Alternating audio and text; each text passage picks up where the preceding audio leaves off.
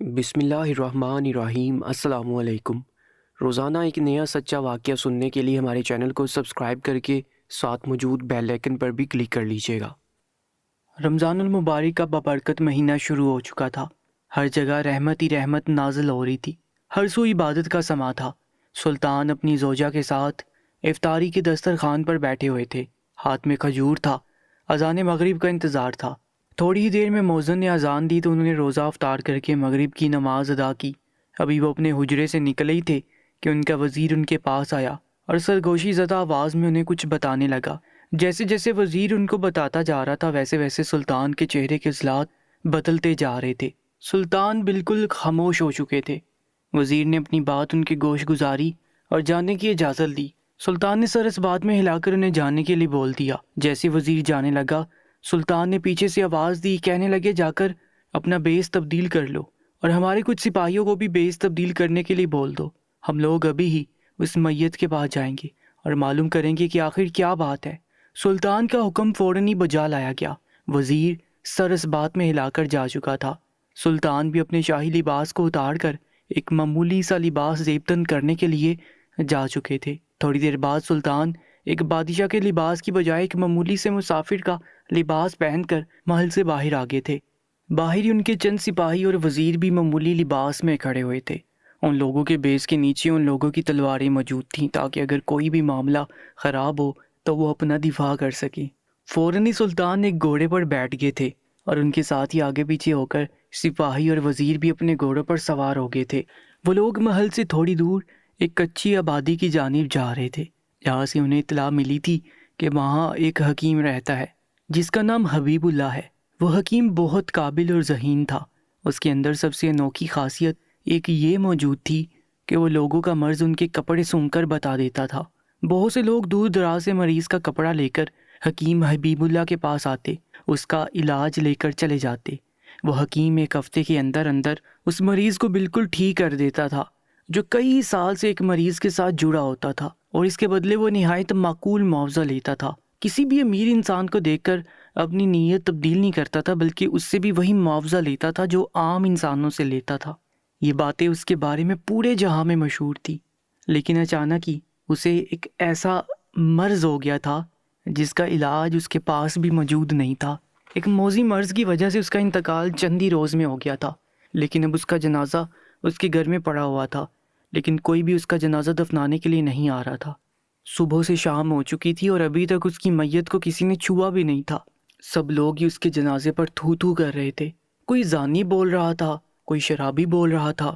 سلطان کو جب یہ بات معلوم ہوئی تو وہ بے چین ہو گئے، کیونکہ وہ کوئی حکیم نہیں بلکہ ایک مسلمان تھا، اور ایک مسلمان کا فرض ہے کہ اپنے بھائی کو عزت کے ساتھ دفنائے، نہ کہ اس کی اتنی زیادہ بے عزتی کرے۔ ایک زندہ انسان کو اتنی اذیت محسوس نہیں ہوتی جتنی ایک مردہ انسان کو ہوتی ہے۔ انہی سب چیزوں کو سوچ کر سلطان نے سارے کاموں کو پسے پشت ڈال دیا تھا اور فوراً ہی اپنے سپاہیوں کے ساتھ اس کچی آبادیوں کے گھر کے سامنے آ چکے تھے جہاں پر اس حکیم کی میت پڑی ہوئی تھی۔ انہوں نے ہاتھ کے اشارے سے اپنے سپاہیوں کو باہر رکنے کا حکم دیا اور خود اپنے وزیر کے ساتھ اس گھر میں داخل ہو گئے تھے۔ وہ گھر کوئی بہت عالی شان نہ تھا، 2 کمرے پر مشتمل ایک چھوٹا سا گھر تھا، ایک چھوٹا سا برآمدہ جہاں سامنے حکیم حبیب اللہ کی میت رکھی ہوئی تھی اور وہ آنکھیں موندے اللہ کو پیارے ہو چکے تھے۔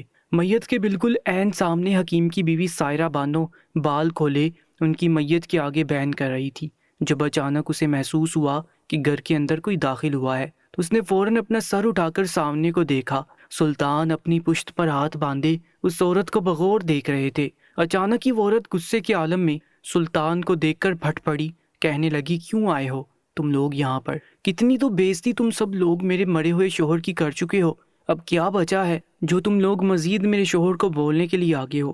تم سب احسان فراموش ہو، جب تک وہ حیات تھے تم لوگوں کے کتنے کام آتے رہے، تب کسی ایک انسان کو بھی توفیق نہ ہوئی کہ میرے شوہر کو آ کر سرزنش کرے کہ وہ یہ کام نہ کریں، اور اب سب باپ بن کر میرے شوہر کی بے عزتی کیے جا رہے ہیں۔ ایک مرے ہوئے انسان کی اتنی بے حرمتی کسی کو رحم نہیں آ رہا، میں کسی کو بھی معاف نہیں کروں گی۔ میں محشر کے میدان میں ایک ایک کا گریبان پکڑ کر سوال کروں گی کہ میرے شوہر کے ساتھ ایسا کیوں کیا، جبکہ سلطان اور ان کا وزیر الجھی ہوئی نگاہوں سے اس عورت کو دیکھ رہے تھے۔ وہ عورت مزید کہنے لگی میرا شوہر سب کے کام آیا، اس نے کسی سے بھی ان کی حیثیت سے زیادہ معاوضہ نہیں لیا۔ اس کے باوجود بھی لوگ احسان فراموش ہو گئے اور بنا تصدیق کیے ان کو اتنے غلط القابات سے نوازتے رہے۔ ان کو زانی بولا، ان کو شرابی بولا۔ اگر ایسے الفاظ ان کے شان میں بولتے تھے تو ان کی زندگی میں بولتے۔ اب ان کے مرنے کے بعد کیوں بولا جا رہا ہے؟ کیوں ہمارے گھر میں تماشا لگایا جا رہا ہے؟ بس بہت ہو گیا، اب دفع ہو جاؤ تم سارے یہاں سے، میں دیکھ لوں گی مجھے میرے شوہر کے ساتھ کیا کرنا ہے۔ اس عورت کی باتیں سن کر سلطان حیران ہو گئے، کہنے لگے اے بوڑھی خاتون، تم شانت ہو جاؤ، اتنا غصہ نہیں کرو، ہم تمہارے شوہر کو برا بلا نہیں کہنے آئے ہیں، بلکہ ہم تمہاری مدد کے لیے آئے ہیں۔ ہم تمہارے شوہر کو دفنانا چاہتے ہیں، لیکن اس سے پہلے ہم یہ جاننا چاہتے ہیں کہ لوگ تمہارے شوہر کو زانی اور شرابی کیوں بول رہے ہیں۔ اس عورت نے جب یہ بات سنی تو یکدم خاموش ہو گئی۔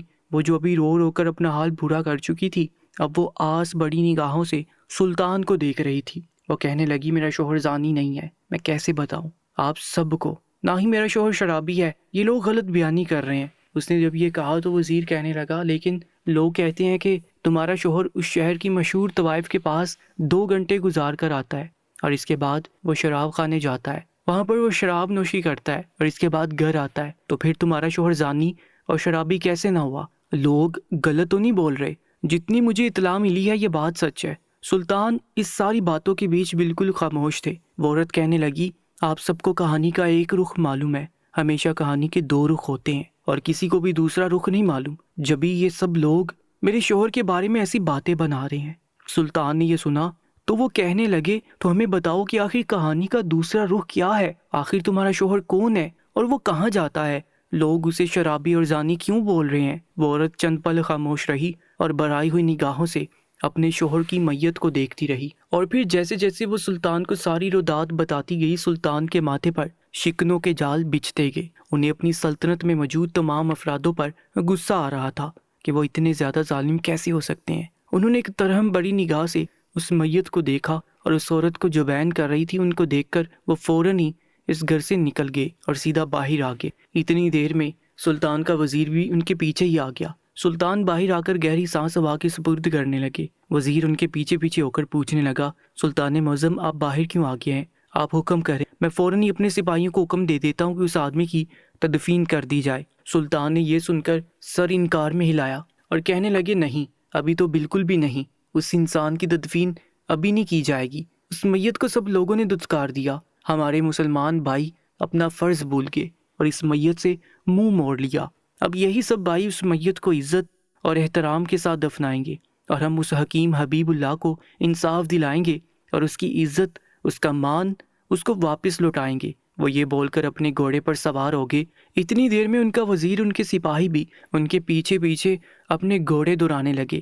سلطان اپنا گھوڑا دوڑا کر سیدھا اس مشہور طوائف کے کوٹھے پر لے گئے جہاں حبیب اللہ 2 گھنٹے گزارا کرتا تھا۔ حکیم کی بیوی نے جو بات انہیں بتائی تھی وہ ان کے ہوش اڑا چکی تھی، اس وجہ سے وہ خود براہ راست اس طوائف سے ملنا چاہتے تھے تاکہ سچائی سے پردہ اٹھ جائے اور انہیں معلوم ہو جائے کہ حکیم کی بیوی سچ بول رہی تھی یا پھر جھوٹ۔ جیسے ان کے گھوڑے وہاں رکے، بہت سی عورتیں اس کوٹھے سے باہر آ گئیں اور ادائیں دکھا کر ان مردوں کو مائل کرنے لگی، لیکن سلطان اور ان کا وزیر، ان کے سپاہی ایک مضبوط نفس کے مالک تھے۔ وہ کوئی عام سلطنت کے محافظ اور سپہ سالار نہیں تھے، بلکہ وہ باکردار مضبوط نفس کے مالک سلطان کی فوج کا حصہ تھے۔ وہ کوئی ایک بھی ان عورتوں کی اداؤں کی چال میں نہیں پھنسا تھا۔ سلطان کا وزیر ایک عورت کے پاس گیا اور کہنے لگا انہیں یہاں کی مشہور طوائف تارا بائی سے ملنا ہے، جو کہ وہ چھوٹی لڑکی جس کو وزیر نے جا کر تارا بائی کو بلانے کا حکم دیا، وہ منہ بنا کر اندر چلی گئی اور تھوڑی دیر بعد آ کر کہنے لگی تارا بائی ابھی کسی سے ملنا نہیں چاہتی، اس نے انکار کر دیا ہے۔ جب سلطان نے یہ بات سنی تو وہ خود چل کر اس چھوٹی لڑکی کے پاس آئے، کہنے لگے تارا بائی کو جا کر یہ بتاؤ کہ وہ لوگ حبیب اللہ کے حوالے سے کچھ بات چیت کرنا چاہتے ہیں۔ وہ لڑکی غصہ کرتے ہوئے کہنے لگی جب تارا بائی نے کہہ دیا ہے کہ وہ کسی سے ملاقات نہیں کرنا چاہتی تو آپ لوگ کیوں بضد ہیں؟ اگر آپ کو کسی کے ساتھ وقت گزارنا ہے تو یہاں پر بہت سی خواتین موجود ہیں، ان میں سے کسی ایک کو بھی اپنے لیے چن سکتے ہیں، لیکن تارا بائی اس وقت مصروف ہے۔ سلطان نے اس عورت کی جانب کچھ اشرفیاں بڑھائیں اور اپنی بات پر زور دیتے ہوئے کہنے لگے جا کر اب بولو، ہم حبیب اللہ کے حوالے سے بات کرنا چاہتے ہیں۔ اس بار وہ لڑکی انکار نہیں کر پائی تھی، بلکہ اپنی پوٹلی میں اشرفیاں ڈال کر خاموشی سے اندر چلی گئی تھی۔ وہ لوگ وہی کوٹھے کے دروازے پر کھڑے ہو کر انتظار کرنے لگے۔ چند منٹ بعد ہی وہ لڑکی چلتی ہوئی آئی، کہنے لگی آپ میں سے کوئی ایک تارا بھائی سے مل سکتا ہے، وہ اندر بلا رہی ہے۔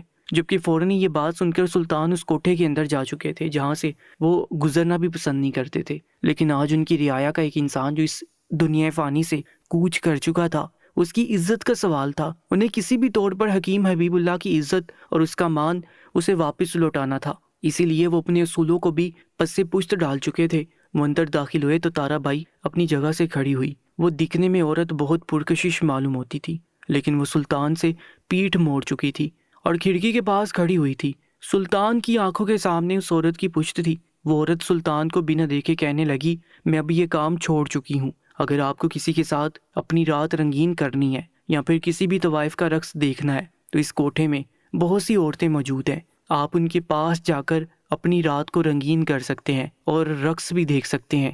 میں اب کسی کے بھی حوالے سے کسی بھی مرد کے ساتھ رات نہیں گزارتی۔ جب سلطان یہ بات سن کر کہنے لگے، میں رات گزارنے نہیں آیا ہوں، نہ میں کسی کا حوالہ لے کر آپ کے پاس آیا ہوں، میں دراصل آپ کے پاس آنے والے حکیم حبیب اللہ کے بارے میں آپ سے بات کرنے آیا ہوں۔ وہ اس دنیا سے جا چکا ہے اور کوئی بھی شخص اس کی میت کو دفنانے کے لیے آگے نہیں بڑھ رہا ہے، اور وجہ حبیب اللہ کا آپ کے پاس 2 گھنٹے گزارنا ہے۔ سب لوگوں کا کہنا ہے کہ وہ شخص زانی ہے اور ہم لوگ زانی کی میت کو ہاتھ بھی نہیں لگائیں گے۔ وہ عورت یہ بات سن کر یکدم ہی پلٹی تھی، جبکہ سلطان بھی اس کی خوبصورتی دیکھ کر مبہوت رہ گئے تھے۔ وہ دودھیا رنگت کی مالک تھی، اس کی آنکھیں جھیل جیسی تھیں، اس کی گال پر قدرتی گلال بکھرا ہوا تھا، اس کے بال کمر سے بھی نیچے تک تھے جو آبشار کی مانند کمر پر پھیلے ہوئے تھے۔ وہ سلطان کی جانب دیکھتے ہوئے کہنے لگی، یہ کیسے ہو سکتا ہے؟ وہ تو کل رات ہی میرے پاس سے ہو کر گئے تھے، کل رات تک تو وہ بالکل صحت یاب تھے، اب وہ کیسے انتقال کر سکتے ہیں؟ اس عورت کی آواز میں دکھ کا عنصر موجود تھا، اس کی جھیل جیسی آنکھیں یکدم بھیگ سی گئی تھی۔ جبکہ یہ منظر دیکھ کر سلطان حیران رہ گئے تھے۔ وہ کہنے لگے، تمہیں اس بات کا اتنا افسوس کیوں ہو رہا ہے؟ وہ تو تمہارے لیے ایک گاہک تھا جو مر چکا ہے، تو اس بات سے تمہاری آنکھیں کیوں بھیگ رہی ہیں؟ جبکہ سلطان اس عورت کی حالت کو بغور دیکھ رہے تھے۔ وہ بے سود ہو کر زمین پر بیٹھ چکی تھی اور زاروں کی طرح روتے ہوئے کہنے لگی، حبیب اللہ زانی نہیں ہے، بلکہ وہ ایک فرشتہ انسان ہے۔ وہ حکیم نہیں بلکہ اللہ تعالیٰ کی طرف سے بھیجا ہوا ایک نیک انسان ہے۔ اس نے مجھ جیسی طوائف کو سیدھی راہ دکھا دی۔ وہ 2 گھنٹے جو میرے پاس بیٹھتا تھا وہ میرے ساتھ غلط کاری نہیں کرتا تھا، بلکہ وہ مجھے دین کی تبلیغ دیتا تھا۔ وہ مجھے اس بات کا احساس دلاتا تھا کہ میں کتنا غلط کام کر رہی ہوں۔ اس کی تبلیغ، اس کی باتوں کی وجہ سے میں نے مردوں کے ساتھ زنا کرنا چھوڑ دیا۔ میں رات 2 گھنٹے صرف حبیب اللہ کے ساتھ گزارتی تھی، کیونکہ وہ جو باتیں کہتا تھا وہ میرے دل کے اندر سمو جاتی تھی۔ میں اس کے علاوہ کسی کے ساتھ بھی ملنا پسند نہیں کرتی تھی۔ آج بھی میں آپ لوگوں سے ملنے سے انکار اس وجہ سے ہی کر چکی تھی کیونکہ میں کافی عرصہ پہلے ہی یہ کام حبیب اللہ کی وجہ سے چھوڑ چکی تھی۔ کل رات ہی وہ میرے پاس سے ہو کر گئے تھے۔ ان کی طبیعت تھوڑی ناساز تھی، لیکن ان کی حالت ایسی نہیں تھی کہ وہ آج انتقال کر جائیں۔ میں سب لوگوں کے سامنے اس بات کی گواہی دے سکتی ہوں کہ وہ انسان زانی نہیں ہے، بلکہ وہ ایک اچھا انسان ہے۔ یہاں کے لوگ اس کو زانی نہیں کہہ سکتے۔ میں یہ نہیں ہونے دوں گی۔ وہ عورت یکدم ہی ہذیانی ہو گئی تھی اور اپنی جگہ سے کھڑی ہو کر خود کے گرد کالی چادر لپیٹنے لگی۔ سلطان صلاح الدین ایوبی رحمۃ اللہ علیہ اس عورت کی ایک ایک حرکت کو بغور دیکھ رہے تھے۔ وہ فوراً ہی اپنے کمرے سے نکل کر باہر کی جانب جانے لگی۔ سلطان بھی دھیرے دھیرے قدم اٹھا کر باہر آ گئے تھے۔ وہ آگے بڑھی، اس سے پہلے ہی سلطان نے اسے آواز دی اور کہنے لگے، ہم بھی وہی جا رہے ہیں، آپ ہمارے ساتھ چل سکتی ہیں۔ وہ اسی بات کو معلوم کرنے آئے تھے اور اس عورت کو دیکھنے آئے تھے جس کے بارے میں لوگ بول رہے تھے کہ حبیب اللہ 2 گھنٹے اس طوائف کے پاس گزارتا ہے۔ حبیب اللہ کی بیوی نور بانو کا کہنا تھا کہ اس کا میاں 2 گھنٹے اس طوائف کے پاس اس غرض سے جاتا تھا کوئی اور مرد زنا کے گناہ سے دوچار نہ ہو، اور شراب خانے جانے کا مقصد یہ تھا کہ وہ وہاں سے شراب کی بوتلیں ختم کرنا چاہتا تھا۔ وہ وہاں سے 2 شراب کی بوتلیں لے کر گھر آنے کے بعد اس کو گٹر کی نالی میں بہا دیتا۔ یہ کرنے کا مقصد صرف یہ تھا کہ اس کا انداز تھوڑا نرالا تھا، لیکن وہ اس کام کو ہر روز ہی کرتا تھا اور لوگ سمجھتے تھے کہ وہ زانی ہے، وہ شرابی ہے۔ وہ عورت سلطان کے گھوڑے پر سوار ہو کر ان کے ہمراہ ہی اس کچی آبادیوں کے گھر کے سامنے آ چکی تھی جہاں پر حبیب اللہ کی میت رکھی ہوئی تھی۔ وہ عورت ایک بڑے چبوترے پر کھڑی ہوگی اور بلند آواز میں کہنے لگی، اے محلے والو، باہر آؤ، مجھے تم سب کو کچھ بتانا ہے۔ اس کی آواز اتنی بلند تھی کہ آس پاس کے گھروں کے دروازے کھلنا شروع ہو گئے۔ سلطان اور ان کے سپاہی اس عورت کے گرد ہی کھڑے ہوئے تھے تاکہ کہیں کوئی آدمی یا کوئی عورت غصے میں آ کر اس عورت کو نقصان نہ پہنچائے۔ اس کی آواز بلند ہونے کی وجہ سے بہت سے لوگ اپنے گھروں سے باہر آ گئے تھے اور آپس میں چہ مگوئیاں کرنا شروع کر چکے تھے۔ وہ عورت بلند آواز میں کہنے لگی، میں گواہی دیتی ہوں کہ حبیب اللہ شرابی یا زانی نہ تھا، اس نے میرے ساتھ کوئی زنا کاری نہیں کی، وہ میرے ساتھ آ کر تم سب مردوں کو اس گناہ سے بچاتا تھا جو تم لوگ میرے پاس آ کر کرتے تھے۔ میں یہاں کھڑی ہو کر دعوے سے کہہ سکتی ہوں کہ یہاں موجود بہت سے مرد میرے ساتھ اپنی راتیں رنگین کر چکے ہیں، لیکن خود کو پارسا بنائے بیٹھے ہیں۔ میں ابھی اس وقت کسی اور کی بات نہیں کروں گی، میں صرف حبیب اللہ کے بارے میں کہنا چاہتی ہوں کہ تم سب غلط ہو۔ وہ میرے ساتھ بیٹھ کر میری تبلیغ کرتا تھا، مجھے غلط راہ سے سیدھی راہ پر لاتا تھا، اور ایک اسی کی بدولت میں نے ایک طوائف کا عہدہ چھوڑ کر اللہ کی رسی کو تھام لیا۔ میں نے سارے گناہوں سے توبہ کر لی، جبکہ یہ بات سننے کی تھی کہ پورے محلے کے مردوں عورتوں کو سانپ سونگھ گیا۔ اس عورت کی آواز کو سن کر حبیب اللہ کی بیوی بھی گھر کے دروازے پر کھڑی ہو کر آنسو و بڑی نگاہوں سے سلطان کو دیکھ رہی تھی۔ وہ سمجھ چکی تھی کہ یہ سب کرنے والا کوئی اور نہیں بلکہ یہی عام سے لباس میں موجود شخص ہے، لیکن وہ نہیں جانتی تھی کہ عام سے لباس میں موجود شخص کوئی اور نہیں بلکہ سلطنت کے بادشاہ سلطان ہے۔ جب تارا بائی نے براہ راست خود حبیب اللہ کی گواہی دی تو سارے مرد یکدم ہی شرمسار ہو گئے اور حبیب اللہ کی بیوی نور بانو کی جانب دیکھ کر معافی مانگنے لگے۔ سب لوگ ہی ہاتھ جوڑ کر اپنے کیے کی معافی مانگ رہے تھے، کہہ رہے تھے کہ میں معاف کر دو، ہمیں حکیم صاحب پر شک نہیں کرنا چاہیے تھا، ہمیں نہیں معلوم تھا کہ وہ اتنے عظیم کام کر رہے ہیں۔ ہم سب یہی سمجھے تھے کہ وہ زنا کرنے کے لیے اس طوائف کے پاس جاتے ہیں، کیونکہ تارا بائی پورے جہاں میں مشہور ہے اور ان کے پاس جانے والا ہر شخص یہی مشہور ہو جاتا ہے، اس لیے حبیب اللہ بھی مشہور ہو گئے تھے۔ ہم سب اپنے کیے کی معافی مانگتے ہیں، جبکہ وہ عورت بالکل خاموش تھی، اس نے کسی کو کوئی الفاظ نہیں کہا تھا۔ تھوڑی دیر بعد ہی حبیب اللہ کی میت کو بہت عزت اور احترام کے ساتھ دفنا دیا گیا۔ اس کی تدفین کے بعد جب سلطان اپنے سپاہیوں اور وزیر کے ہمراہ واپس محل جانے لگے تو وہ عورت ان کے سامنے آ گئی، کہنے لگی، میں نہیں مانتی کہ آپ کوئی عام انسان ہو، کیونکہ کوئی عام انسان ایسا کر ہی نہیں سکتا۔ کسی میں اتنی جرت ہی نہیں ہے کہ وہ تارا بائی سے ملاقات کر کے اسے یہاں آنے پر آمادہ کر دے۔ آپ کون ہو؟ میں آپ کی شکر گزار ہوں کہ آپ نے میرے شوہر کو وہ عزت اور مرتبہ واپس دلوایا جو مرنے سے پہلے ان کے پاس موجود تھا۔ اس عورت کی بات سن کر پاس کھڑے کچھ مرد بھی ان کی جانب متوجہ ہو چکے تھے۔ وہ سب سلطان کو حیرت بڑی نگاہوں سے دیکھنے لگے کہ یہ نوجوان کون ہے جو اپنے کچھ سپاہیوں کے ساتھ گھوڑے پر سوار ہے۔ سلطان نے ایک نظر اس عورت کو دیکھا اور کہنے لگے، حبیب اللہ ایک مسلمان مرد تھا، اس نے بہت سے مریضوں کو شفا دی، اللہ نے اس کو ایک مرتبے سے نوازا۔ میں کبھی نہیں چاہتا کہ وہ بنا عزت اور احترام کے اس دنیا سے رخصت ہو۔ وہ عورت یہ بات سن کر کہنے لگی، میں یہ باتیں جانتی ہوں، میرا سوال ابھی تک وہی ہے کہ آپ کون ہو؟ اچانک سے آپ کا آنا مجھے حیرت میں مبتلا کر رہا ہے۔ صبح سے شام ہو گئی تھی لیکن کوئی نہیں آیا تھا، اور اچانک آپ کا آنا مجھے کچھ اور ہی اندیشہ دے رہا تھا۔ سلطان اس کی بات سن کر مسکرائے اور کہنے لگے، تمہارا اندیشہ درست ہے، میں کوئی عام انسان نہیں ہوں، میں سلطنت کا بادشاہ سلطان ہوں۔ مجھے معلوم ہوا تھا کہ حکیم حبیب اللہ کی میت کو صبح سے شام ہو گئی ہے اور اس کو کوئی دفنانے نہیں آ رہا، تو مجھ سے رہا نہیں گیا اور میں یہاں پر آ گیا۔ میں یہاں پر اس نیت سے آیا تھا کہ میں اپنے سپاہیوں اور وزیر کے ہمراہ تمہارے شوہر کی تدفین کر دوں گا، لیکن یہاں آنے کے بعد جو باتیں مجھے معلوم ہوئیں، اس کے بعد میرا ضمیر مجھے اجازت نہیں دیتا تھا کہ میں حبیب اللہ کو بنا عزت اور احترام کے دفناؤں، اس لیے میں خود براہ راست تارا بائی کے پاس گیا۔ نور بانو نے جب یہ سنا تو وہ یکدم ہی سلطان کے پیروں میں گر گئی، زاروں کی طرح روتے ہوئے کہنے لگی، سلطان معظم مجھے معاف کر دے، آپ کی آمد پر میں نے نہ جانے آپ کو کیا کیا بولا، میں گناہ گار عورت ہوں، میں نے بہت غلط کیا، مجھے معاف کر دے۔ وہ عورت روئی جا رہی تھی اور اپنی غلطی کی معافی مانگ رہی تھی۔ سلطان نے اپنے گھوڑے کو ایڑی لگائی اور کہنے لگے، کوئی بات نہیں، تم اس وقت دکھ میں ہو، اللہ تمہیں صبر دے۔ یہ بولتے ہوئے انہوں نے گھوڑے کی لگام کسی اور سرپٹ دوڑتے ہوئے چند ہی پل میں وہاں سے غائب ہو گئے۔ وہ ایسے ہی تھے، ایک عظیم بادشاہ، دوسروں کی عزت کی خاطر اپنے اصولوں کو بھی ایک طرف رکھ دینے والے، ان جیسا آج تک اس دنیا میں نہ کبھی کوئی آیا ہے نہ کبھی آئے گا۔ اگر وہ خود براہ راست سارے معاملے کی تصدیق نہ کرتے تو اس غلط فہمی کی وجہ سے سب لوگ ہی اس حکیم کو برا بھلا کہتے جس نے ساری عمر لوگوں کی خدمت میں گزار دی تھی۔ مزید ویڈیو اپڈیٹس کے لیے ہمارے YouTube چینل کو سبسکرائب کر لیجیے گا اور ساتھ موجود بیل آئکن پر بھی کلک کر لیجیے گا۔